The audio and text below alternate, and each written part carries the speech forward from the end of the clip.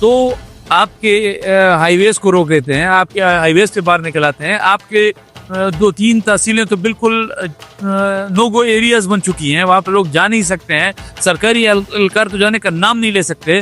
تو یہ law and order کی سچویشن ہے.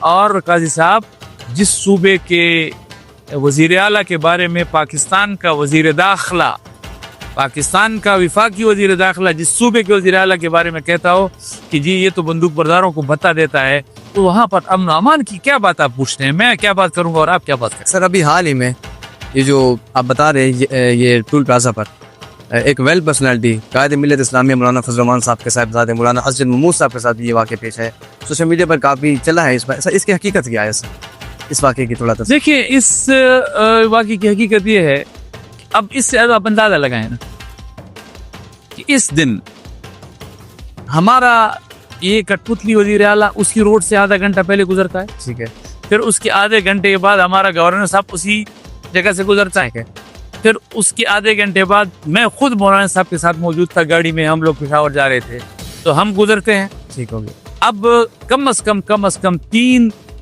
VIP جو ہیں ان کے قافلے یہاں سے گزرے ہیں. اب یہ کس طرح کا روڈ سیکیور ہونا چاہیے تھا کہ وزیر اعلیٰ بھی گزر رہا ہے, گورنر بھی گزر رہا ہے, مولانا فضل الرحمان صاحب بھی اس سے گزر رہے ہیں.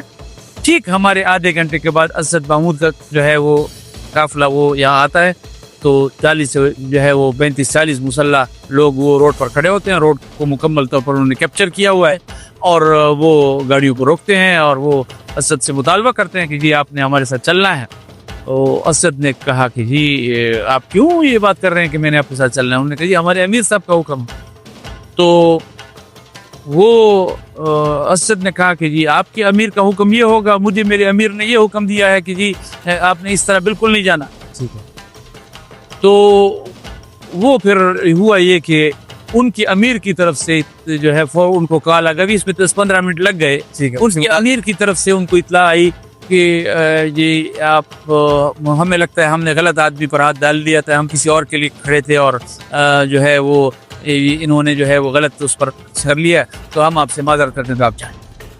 لیکن بہرحال ایک واقعہ بہت بڑا واقعہ ہے سر. خان ہے جیسے آپ کہہ رہے ہیں مولانا صاحب اسی وقت گزرے ہیں. جی وزیر اعلیٰ گزرے ہیں, گورنر گزرا ہے, پھر ہم گزرے ہیں, مولانا صاحب کا قافلہ گزرا ہے, اور ہمارے 15-20 منٹ کے بعد آدھے گھنٹے کے بعد جو ہے وہ 35-40 مسلح لوگ جو ہے وہ انڈس ہائی وے پر آ جاتے ہیں. کس قسم کا امن امان ہوگا عام شہری کے لیے؟ تو یہ تو آپ بتائیں, آپ کے یہاں ڈیر اسماعیل خان میں یہاں پہ دن دہاڑے جو ہے وہ تاجروں کا وہ نہیں ہوا, قتل نہیں ہوا. بالکل ایسا. اب یہ اس کو ہم کہیں گے کہ یہ ایک وزیر اعلیٰ کا ضلع ہے یا یہ وزیر اعلیٰ ہے یا اس کا وہ جو ہے وہ اختیار ہے یا اختیار چلتا ہے اس کا.